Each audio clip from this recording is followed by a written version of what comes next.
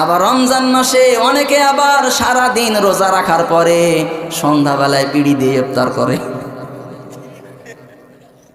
আমি দেখেছি আমাদের গ্রামে যখন থাকতাম তো খালি ছটপট ছটপট করে, কখন রোজা খুলবো। রোজা খুলেই নামাজ কি পড়বো না, বিড়ি টানবেন। একে রাগ করিয়েন না, রাগ করতেছেন, এটা ছেড়ে দিন। বিড়ি খাওয়া ভালো না, ভালো জামা কাপড় গন্ধ করে, মুখ গন্ধ করে। আর এটাই পৃথিবীর একমাত্র খাবার যেটা টয়লেটে বসে খাওয়া যায়, নাকি বলেন? সিগারেটের গায়ে লেখা থাকে না, স্মোকিং কজেস ক্যান্সার, নাকি বলেন? এই সিগারেট খেলে আপনি মৃত্যু হতে পারে। যদি চানাচুরের গায়ে লেখা থাকে যে এই চানাচুর খেলে আপনার বাচ্চা ডায়রিয়া হয়ে মরবে, খাবেন? কথা বলে না, খাবেন? তো সিগারেটের গায়ে লেখা থাকার পরও কেন খান? এই খাবারটা কি ভালো? খায় না, এটা ছেড়ে দিন। পারবেন তো ইনশাল্লাহ?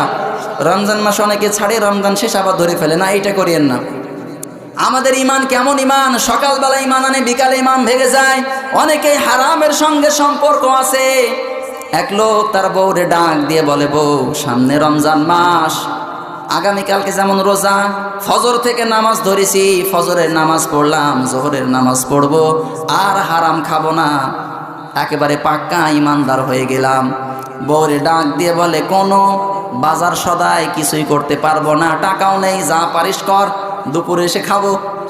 মানে ইমান এনেছে, কাজ কামও বন্ধ করে দিয়েছে।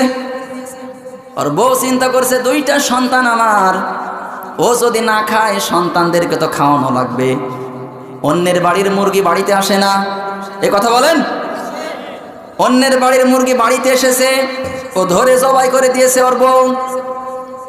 দুপুরবেলায় যখন খাবার খেতে এসেছে, নামাজ পড়ার পরে আলু ভর্তা সামনে ঠেলে দিয়েছে। ও বলছে, বউ আলু ভর্তা দিয়ে ভাত দিলি কেন? বলে, গোশ আছে নাও। যখন মুরগির গোশ সামনে এগিয়ে দিয়েছে, স্বামী বলে যে, গোশ তো আমি কিনি নাই, তুই গোশ তো পেলি কোথায়? বলে, অন্যের বাড়ির মুরগি এসেছিল, ধরে জবাই করে দিয়েছি। বলে, এটা হারাম, খাওয়া যাবে না।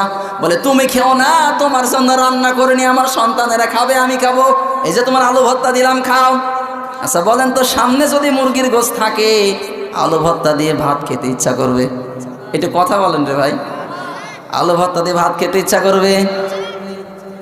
এখন ওই যে ভর্তা দিয়ে ভাত শুধু মা খায়, আর মনে মনে চিন্তা করে এই জিনিস কেমন করে হালাল করা যায়, ওই গোস্ত কেমন করে হালাল করা যায়। দু এক লুকমা দেওয়ার পরে ডাক দিয়ে বলে, এই বউ আদা কার টাকায় কেনা? বল।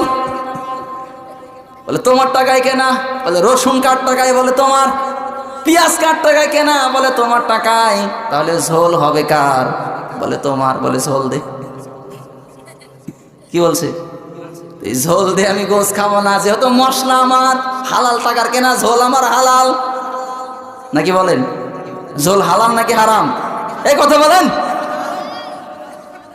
মায়া তো আছে, যখন ওই ঝোলের সঙ্গে একটা গোস্ত দিয়ে দিয়েছে, গোস্তটা উঠিয়ে নিবে যাবে।